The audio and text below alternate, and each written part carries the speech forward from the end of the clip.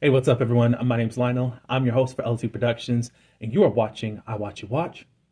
We are covering Love and Marriage Detroit. This is season 2, episode 3. I appreciate everyone for coming to my channel. Thank you so much for your support. And will you please support this channel by liking this video?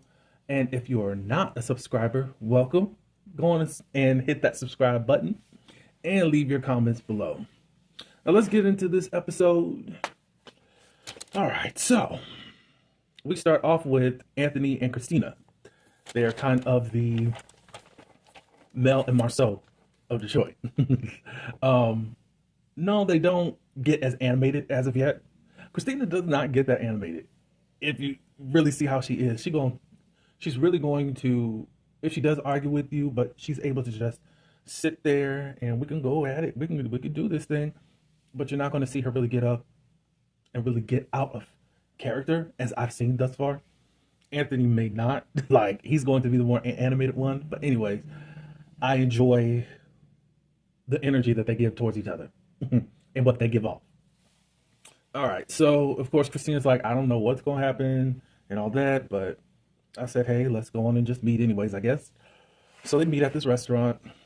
Anthony kicks off. He says, Brandon mentions that you guys are going through this and that, da da da da. But he says that he's praying for them and he's here.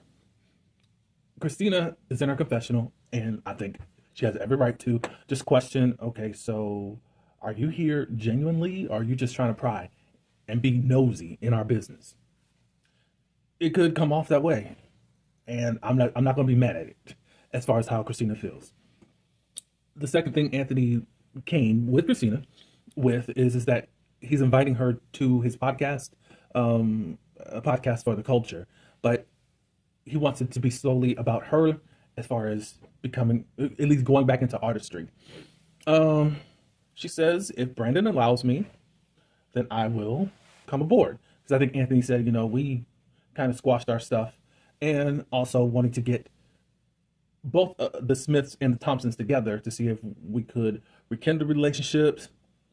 Christina's like, it sounds good on paper. I'm saying it my way, but probably is not realistic because there's things that have been said that have been really hurtful.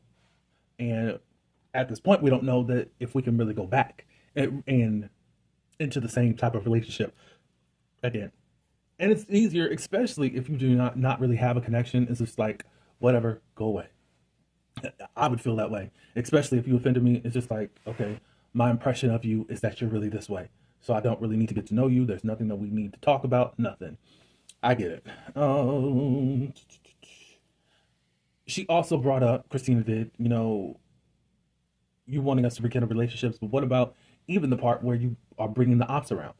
Anthony said, no, that wasn't our intent. All I know is Latoya and Anthony are sticking to the story. So I know a lot of people do believe that they just brought him around to kind of handle their dirty work. I don't know. I don't know. I don't know yet. But that's all their conversation was. So we'll see what happens towards the end of the episode. All right. So Christina goes and visits Brandon's mom, Kathy, which I was shocked at that because I didn't even know that they really had a relationship. But Christina says that it's been a long time, really, since she confided in her mother-in-law. So she's kind of nervous in doing that. They talk a little bit about how life is going and how's Brandon doing. It looks like she brought over some of his laundry. She said that I brought over some of your child's stuff. I said, oh, obviously now for me, Christina's kind of the sneak attacker type person. She'll just give the shade. If you're not really listening, you just don't really catch it. But she said certain things. It was like, oh, okay. Christina asked Miss Kathy, how is Brandon? She says that for the most part, I guess he's good. He's hardly here. I see him in the morning, and then he gets in late at night. I'm already asleep. Basically, she's already asleep. And Christina said that's basically his flow. And also because of the relationship, Brandon and Miss Kathy don't hardly speak. They just don't have that type of communication a lot. they talk a little bit about how Christina feels having Brandon in the home. She feels like in these 12 years of marriage, things haven't gotten any better. It's like the whole weight of everything falls on me for everything. Miss Kathy says, that's kind of the same thing that was going on. Um, Me and his dad ended up getting a divorce. There wasn't really much that he had a relationship with his dad. He's seen him cut the grass, and that was it. Brandon wanted, I guess, a lot more things as far as being fun, but basically, I know about picking up the slack from where his dad was, and then she just eventually just got rid of him. And basically, you could say that Brandon is repeating his dad.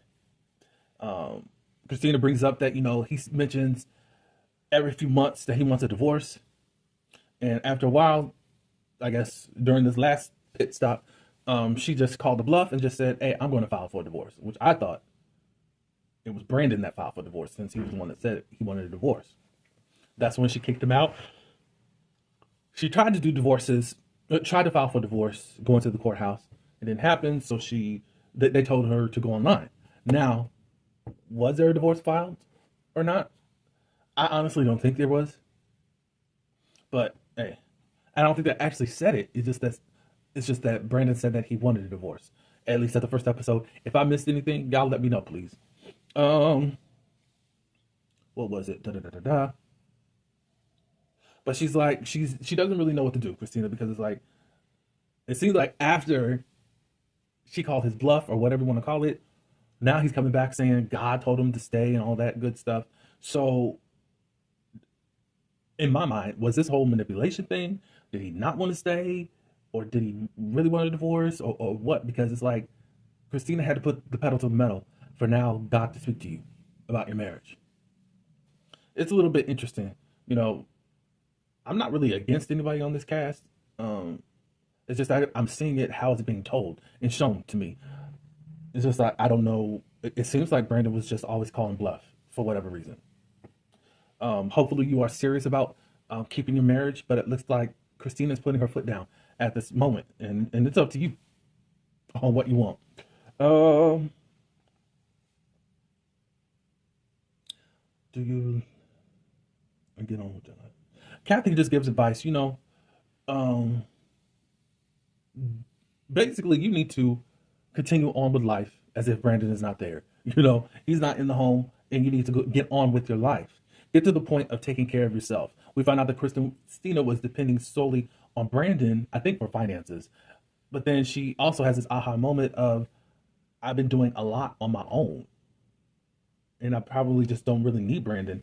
It's her really stepping out and doing something on her own. I mean, they were fairly young when they got married, and it looked like he was, I'm the man, and I'll take care of everything. She's kind of got this Tisha vibe and Mel vibe at the same time. I don't want to compare things, but it's kind of like if I could put myself in the mindset of how some of the cast is and how they're actually going through, it helps me to be relatable and to talk a little bit concerning that. Um, Kathy says at the end, I'm always here for support.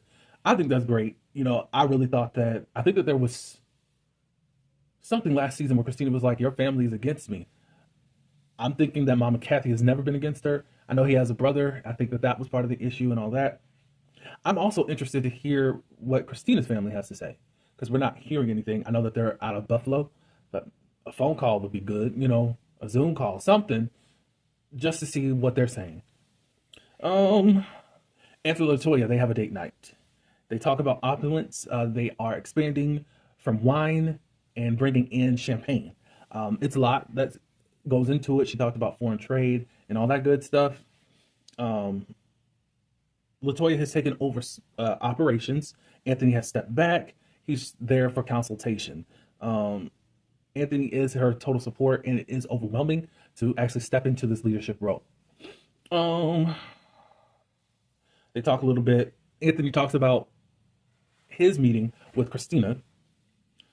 He does bring up that she thinks that we brought Kimberly around just to be messy. And we're like, no, no, I didn't really know that you knew. Um, she didn't know that Kimberly knew um, Christina like that. Um, Like Anthony, he says this a lot, but it's like, why would you think that we would think like that to have to do something to you guys? You're not really known around Detroit like that. He keeps saying that. He said that all last season. I don't know if somebody's underestimating them, but it just seems like the Smiths got something more. Possibly they're living beneath their potential and need to do more because there's some type of glow on them, either together or apart. So I don't know. It seems cool to see Christina now wanting to do singing again. I'm always watching Factory videos online on Instagram, so I think that it looks like they're living underneath, and there's more for the Smiths either together or individually. Because it's like Anthony just says, you just don't. We don't know you like that. So I said, okay, okay. So then Anthony does say, hey, we're going to be meeting with the Smiths. How do you feel about that? To see if we can squash it or we just leave this whole relationship. Squash it as far as the beef and all that, and we rekindle, or we just leave it alone. Latoya's like, I really don't know why we're doing this. But then she ends up saying, okay, we'll meet and see what we can do. All right, so Russell comes by Christina and Brandon's home. Russell waits out into the parking lot. How Russell is, he's very traditional, and he also wants to stay out of the mess. Meaning this, he didn't come inside. Christina goes outside to say, hey, you can come on in. He's like, no, I'm gonna wait on Brandon. I don't want to be seen going into another married's home without the husband being there. Hey, look, you can go to those extremes and just make sure that your name is out of everything. So I can respect that. Even with friends, I feel like if you're friends, like, look, it is what it is. And how I'm perceived is just how I'm perceived is nothing bad. And my wife should understand what's going on here. Should. But I'll blame Russell just trying to keep those lines and those barriers just in case anybody could say something. He's leaving nothing to anyone's imagination and assumptions. Brandon does come. They talk a little bit. Brandon wanted to say that, try to put a label on Russell as if he is their counselor. He said, no, I'm not coming in as a counselor. I'm coming in as a friend, to, I think it was like to give advice, but just trying to like, hey, trying to say, I am a friend that's just coming in to see if I can offer any of my assistance. Not so much as a counselor, because then you'll look at me in a different way. We love this boundary type person. I do like him. I love Russell. Probably the most, because there's this glow about him. Not just because he's attractive. No. There's a lot of principles that he lives by. He don't get it right. He don't read the room. I get all that. For the most part, I like Russell. Christina is looking for Brandon to possess the fruit of the Spirit. In order to possess the fruit of the Spirit, we got to have a spirit, God's Spirit. Now, where you can find, this is for y'all that want to search it out. I know that a lot of people aren't here for the whole spiritual talk or whatever, but you can find what Christina is looking for in the Bible, Galatians chapter 5, verses 22 and 23. There's a lot that's in there that Brandon really needs to apply to, that you really should have. Brandon did say something that he was more closer to God before he got married. And I can't judge, but I'm just like, huh? So you were more into God before you got married. You rushed the marriage, the wedding, so that you can have sex with your wife. And you decreased after 12 years. It hasn't been the same. It hasn't grown for over 12 years. You've been stagnant for 12 years in your spiritual walk, Brandon. That's a lot. That's a lot. I think Christine was saying, he was moving around here like he was single. He didn't have no priorities. That's a lot. And then I'll be trying to fight for you a little bit, Brandon. But it's like people are saying, well, obviously you had other agendas and motives to even getting with this woman. He says, I didn't really know what marriage was all about. I didn't know how to prepare. Russell was like, well, now you know. It's in your face and the work that it takes. He did say that he feels like Christina is not the same woman of whom he married. What was that? Someone that was just docile and just did whatever you said do. I'll go make the bacon, you take care of the home. But now she's putting all of these standards and boundaries on you. Yeah, yeah, yeah. I'm not saying that they need to get a divorce. He said that he's been in therapy for a year, which is cool. Um, but there is a journey, Brandon, that you need to go on because you are lost. You are lost in the world. You got your business together, which is cool, but your personal life, your married life, and your father life is jacked up. It really is. It really is. Um, what Christina wants is for him to have the fruit of the spirit, being a good listener, and to prioritize his family into what he has going on. Those are the things that she's looking for him to even step foot back into their home as far as moving in. Brandon, you got a lot of work. Not saying that Christina doesn't, because you make sure that you tell us that we got some stuff to work on. No, you are a mess. And I'm going to say it this way. You are a mess. I don't know what you were doing when you got married to her, but it doesn't seem like it wasn't fruitful. And it's just two people existing and not being the family unit. But you said that God said to stay in your marriage. You got a lot to do. So seek God and do what you need to do. Um, all right, next scene is with Kimberly. Yeah. She has this company called D&D Group, Dobine and Daniels. We see her talking with her co-partner in this business. They have some events coming up. Specifically, they do a lot of events for women, how to start a business, and other such things. They're creating a holiday soiree. There's going to be a Toys for Tot giveaway for the holidays. It's kind of this holiday give back. They have this meeting with different ones that are part of the staff, and part of the staff has just delegated certain things to do. Um, After the meeting ends, Marcel arrives. They talk about the meeting a little bit, and also saying that they're going to be doing a wine tasting. And she said that she's doing it for Latoya, but then she said it as this wine tasting event. So I don't know if it's just Latoya that's going to be um, the main product or whatever, or if they're having a wine tasting of different wines. So um, Kimberly talks with Marcel again about his listening skills and what we need to do for our marriage. We need a date night. When are we going to do it? We have to set a date every month for, at the minimum, during the month that we go out on a date. They said it doesn't mean that we can't do other dates, but we got to prioritize each other. And Marcel says, I hear you, I hear you, I hear you. Okay. All right. So Latoya and Kobe,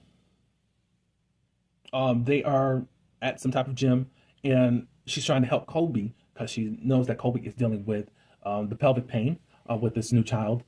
And she's teaching her Pilates. Um, then they talk about with Kobe how she's been feeling that she's having another daughter. Latoya says, I felt the same way. I felt the same way. I don't think a lot of you guys are going to really like all of this because everything's coming from a religious place.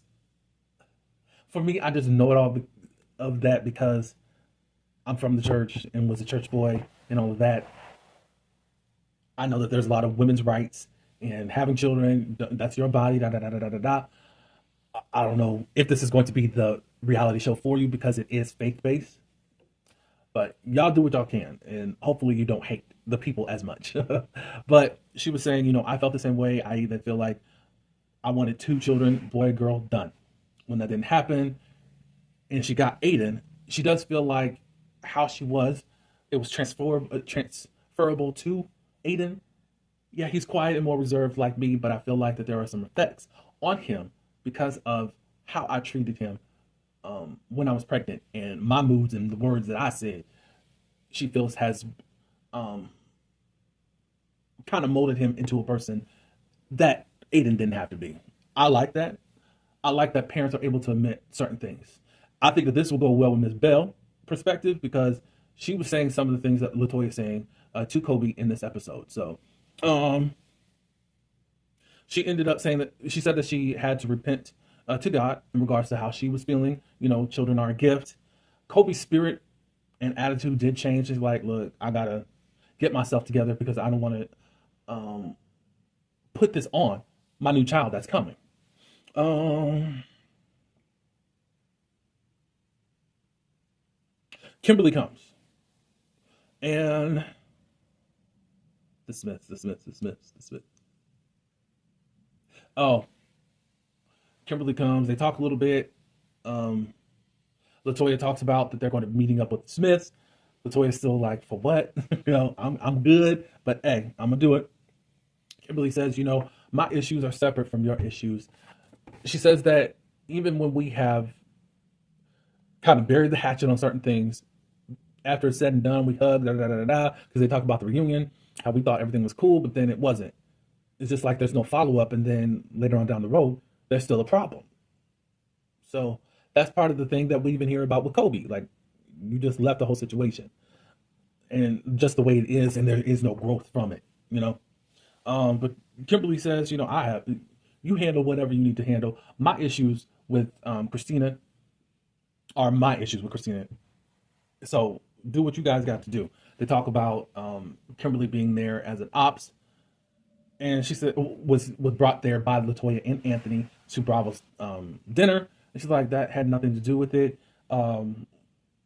Again, it was a thing of, I think Latoya said, maybe later on, I had no clue what your issues were. Da, da, da, da, da, da, da, da. I think she says that later on. But anyways, never any follow-up. Okay, so we're really done with that. Go on to the last scene. I'm kind of stretching this out for whatever reason. The Smiths and the Thompsons, they go to this place, a knocker ball. This thing where you kind of hit everyone with this whole plastic bubble thing or whatever. It's the men versus the men, women versus the women. Anthony ends up knocking Brandon to the ground. It's like he's playing football or whatever. That's what they were saying. Then it was husband against wife. And then it was the women against the men and all that good stuff. Latoya was trying to hit Christina. Christina said, oh, no, no, no. And ends up knocking down Latoya. So they talk afterwards, to kind of break that whole exercise was just kind of to break any type of tension right there so that they can actually have a conversation. Anthony and Brandon say, me and him, we're good. We've patched everything up. We want to see if there's anything that you guys need to get off your chest in order to move on. Christina does feel a way towards Latoya because it's always this, you've been coming at me based upon stuff that you've heard. And it's offensive that you're judging me by that. And Latoya was like, no, I've heard a lot of stuff. You have a reputation in Detroit. And Christina was like, for what? You're known to be manipulative. Who's saying this? Who is saying this? I've only gotten that from you, Kobe, and now Kimberly. Who else is saying all of this? Latoya's like, people. I think at this point, you possibly got to say who everybody is, Latoya, because it does just look like, it can look a certain way, especially when you know knowledge of someone else, and it can look like, oh, I see what you're saying. Now I know to retreat, which is cool. But at the same point, it's just like, are you really getting to know me? Or have you heard situations about me and you just have written me off? So that's basically how it ended. There's going to be more of confrontation and conversation on the next week's episode. It wasn't much, but I still was able to talk a lot, which is very weird. I do apologize. But that's all I do have for this episode. Tell me what you guys think. I appreciate everyone for coming to my channel. Please like this video and also subscribe to my channel. Until the next one, peace.